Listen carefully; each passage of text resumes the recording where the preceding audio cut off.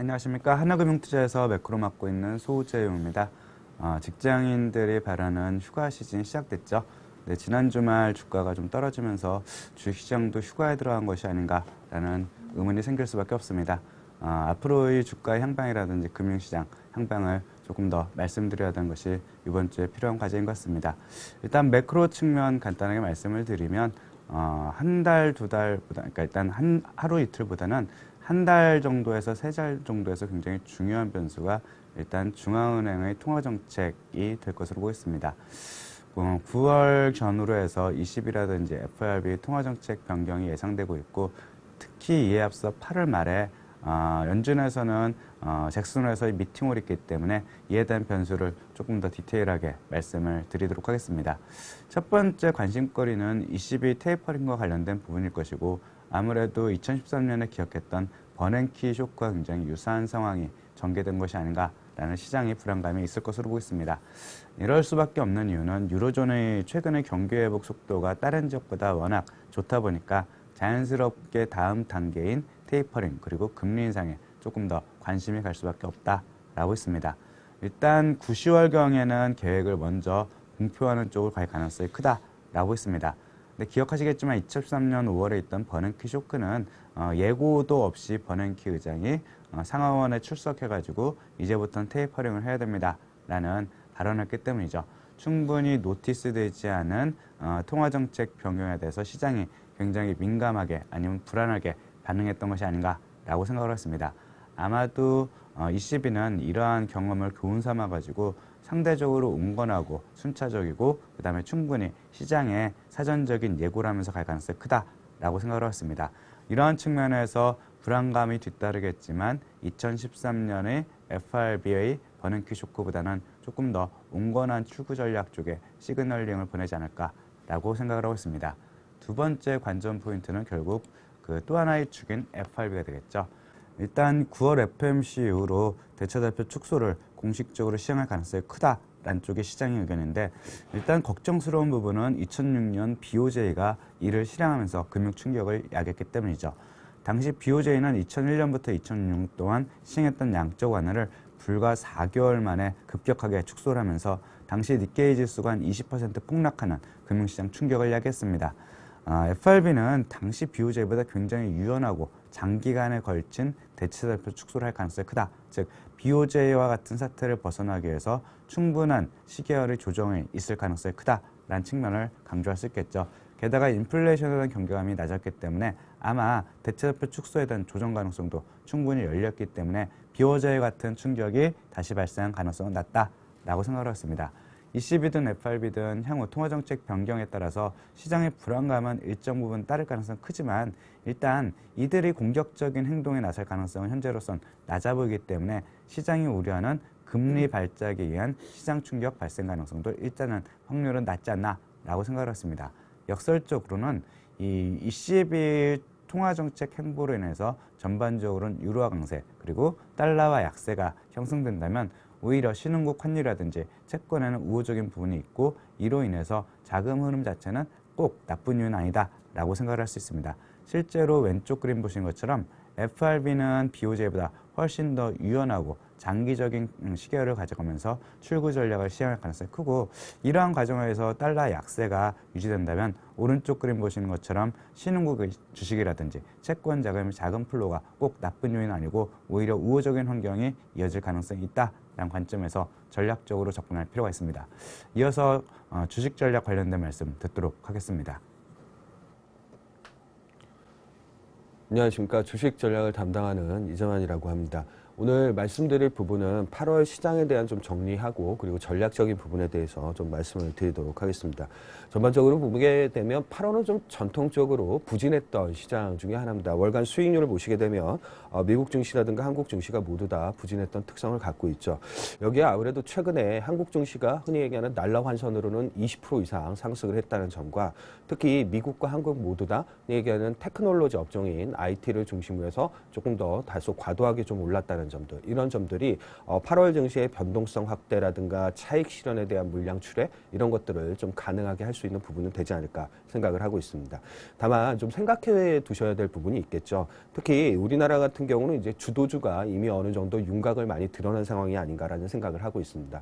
반도체 장비를 중심으로 한 IT가 대부분 다 주도주의 형성을 하고 있는데, 다만 우리나라 IT의 좀 특성을 이해하실 필요는 있겠죠. 우리나라 IT 같은 경우는 아무래도 소비자 쪽에 가깝다라기보다는 오히려 B2B 형태며 오히려 조금 더 커머더티의 성격이 가까운 경기 민감주라는 생각을 좀 해보시면 될 것 같습니다. 글로벌 경기가 향방이 굉장히 중요할 텐데, 현재 미국하고 유럽하고 중국 모두 다 우리나라 수출 증가율이 개선되고 있다는 특성은 분명히 갖고 있죠. 여기에 한국의 반도체 제품들 아니면 디스플레이 제품들에 대한 수요를 볼 수 있는 미국의 아니면 또는 글로벌한 소프트웨어 기업들의 투자가 진행이 되고 있느냐. 보시는 것처럼 투자의 진행 속도는 다른 어떤 섹터보다 IT 소프트웨어 섹터들, 특히 4차 산업혁명 주도주들을 중심으로 해서 굉장히 좀 빠르게 진행이 되고 있다는 점을 감안을 할 때, 실제로 보게 되면 우리나라 IT 제품들에 대한 수요는 여전히 늘어날 것이고, 이익이라든가 지수에 대한 주도주의 역할은 여전히 유효할 거다라는 기본적인 생각을 가지고 있습니다. 특히 좀 참고 삼아 보실 수 있는 부분이 과거에 2004년에서 2007년까지의 주도주 형성 기간하고 모습이 되겠죠. 과거에 2004년에서 2007년은 중국의 고정자산 투자라는 부분이 굉장히 주를 이뤘던 시기이기도 했습니다. 주도주가 당연히 철강하고 조선업종이었고, 일시적으로 변동성에 의해서 좀 흔들리는 모습을 보이기는 했습니다만, 당시에 철강과 조선업종 같은 경우를 매수했던 경우가 장기적인 관점에서는 굉장히 유효했던 시점이었겠죠. 지금도 한번 생각을 해보시게 되면 아무래도 전통적으로 보게 되면 이전 투자하고는 달리 IT 소프트웨어 기업들의 투자가 굉장히 늘어나는 시점은 맞는 것 같습니다. 그렇게 되면 글로벌 경기라든가 우리나라 IT 제품들에 대한 수요, 이런 부분을 감안을 하게 되면 여전히 IT 쪽이 주도주로 남아있을 거라는 기본적인 생각과, 여기에 부가적으로 전통적인 시클리컬이라고 불리우는 정유라든가 소재라든가 얘기하는 산업재, 이런 쪽들이 여전히 주도주의 역할을 유지할 거다라는 기본적인 생각을 하게 되면 8월에 일시적인 조정이라든가 변동성 확대 국면은 오히려 주도주의 매수로 좀 활용할 수 있는 계기가 되지 않을까 판단을 하고 있습니다. 다음으로는 채권 부분의 전력이 말씀드리도록 하겠습니다. 네, 안녕하세요. 채권 담당하는 이미선입니다. 지난주에 국내 채권 시장은 단기 쪽 금리가 좀 하락을 했고요. 초장기채가 특히나 강세를 보이는 그런 움직임을 보였습니다. 단기채 같은 경우에는 지금 외국인들이 우리나라의 단기채를 투자를 하고 환해지를 했을 때 취할 수 있는 이익이 더 높아지고 있는 상황이기 때문에 단기 쪽 금리는 많이 하락을 하고 있고요. 그 다음에 3년 금리는 전주 대비해서 1bp 하락을 했고, 10년 금리는 오히려 1bp 정도 상승을 했습니다. 그래서 단기 쪽의 강세 흐름이 계속되고 있고, 10년 쪽이 좀 취약한 모습을 보이고 있습니다. 그리고 20, 30년 같이 초장기 쪽의 금리가 오히려 소폭 하락을 하는 모습이 나타나고 있습니다. 특히 지난주부터 해서는 국고 20년과 30년 금리가 서로 역전되는 모습이 나타났고요. 지금 그러니까 20년 금리가 30년 금리보다 더 높게 형성이 되어 있습니다. 지금 30년짜리가 의외의 어떤 강세 흐름을 보이고 있기 때문이고요. 그로 인해서 10년과 30년의 스프레드도 7월 초 10bp 정도에서 지금 6bp 정도로 축소가 됐습니다. 그래서 보통 이 30년짜리가 보험사 외에는 거래가 잘 안 되는데요. 최근에 거래가 활발했던 이유는 오른쪽 그림에서 보시는 것처럼 국고 30년에 대한 대차 거래가 6월, 7월 들어서 굉장히 많이 늘어났습니다. 그리고 전체 대차 거래를 이제 늘 일상적으로 이제 하고 있는데, 그 와중에서도 30년짜리가 해당하는 비중이 10% 정도까지 이제 높아졌고요. 이렇게 된 부분은 이제 증권사랑 투신들이 6월 말 끝나고서부터 30년 쪽 금리가 상당히 오를 것으로 베팅을 해놨습니다. 그래서 국채 선물 10년을 매수를 하고 30년짜리를 매도 포지션을 잡으면서 이 스프레드가 벌어지는 쪽으로 베팅을 해놓은 상태인데, 의외로 장기 쪽 금리가 지금 미국이나 우리나라나 오르지 못하는 상황이 이루어지면서 이 포지션 자체에서 사실 이제 이익이 발생하지 못하고 있고, 일부는 이제 손실이 나타나고 있는 상황입니다. 근데 지금 투신 쪽 일부에서는 이제 레버리지 거래를 통해서 이 포지션을 구축한 걸로 알려져 있습니다. 그래서 손실이 조금만 발생을 해도 이 포지션을 청산해야 되는 어떤 욕구가 굉장히 커지게 된 상황입니다. 그래서 조금씩 30년짜리에 대한 포지션 매도했던 부분을 다시 매수해서 기존의 포지션을 어나인딩하기 위한 거래 때문에 30년짜리가 좀 강세 흐름이 나타났었고요. 그리고 이번 주 같은 경우에는 이제 미국의 GDP가 주말에 발표됐고 우리나라 GDP도 발표가 됐습니다. 일단 우리나라는 이제 2분기 0.6% 분기 성장을 해서 1분기보다는 둔화가 됐고요. 그다음에 전체적으로 근데 봤을 때는 3분기, 4분기가 0.6 정도씩 분기 성장률이 나온다고 한다면 올해 성장률은 일단 2.9 정도의 성장이 가능하기 때문에 한국은행 입장에서는 우리가 점진적으로 기준금리를 인상하겠다라는 입장의 변화를 줄 수 있는 정도는 아닌 것으로 보이고요.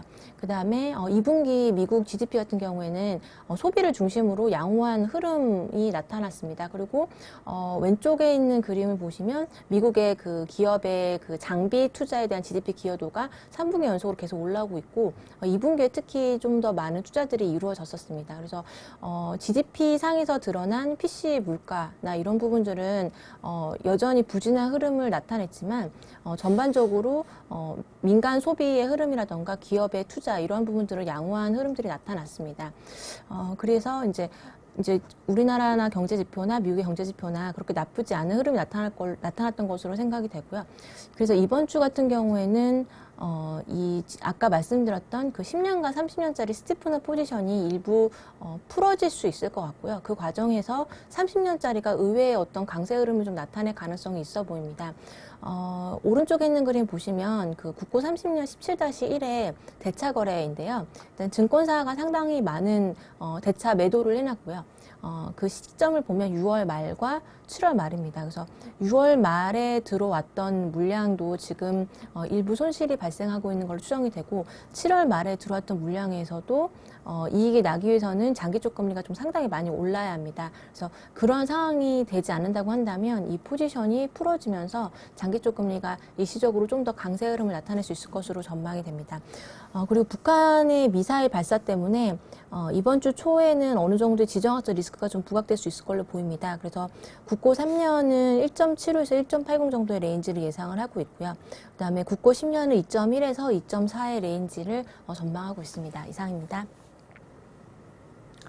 예, 종합을 해보면 기술주에 대한 경계감이라든지 아니면 북한과 관련된 리스크가 여전히 이번 주는 변동성 리스크를 야기할 수 있는 부분이다라고 생각을 했습니다. 그렇지만 미국과 한국의 GDP가 비교적 견조하게 나왔고 두 번째로는 이로 인한 통화 긴축 우려가 있지만 속도는 비교적 완만하기 때문에 금리 발작을 유발할 요인은 아닌 것 같다.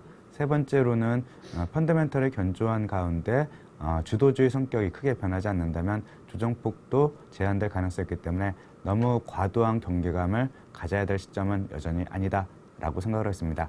예, 이번 주도 즐거운 한 주 되시기 바랍니다. 고맙습니다.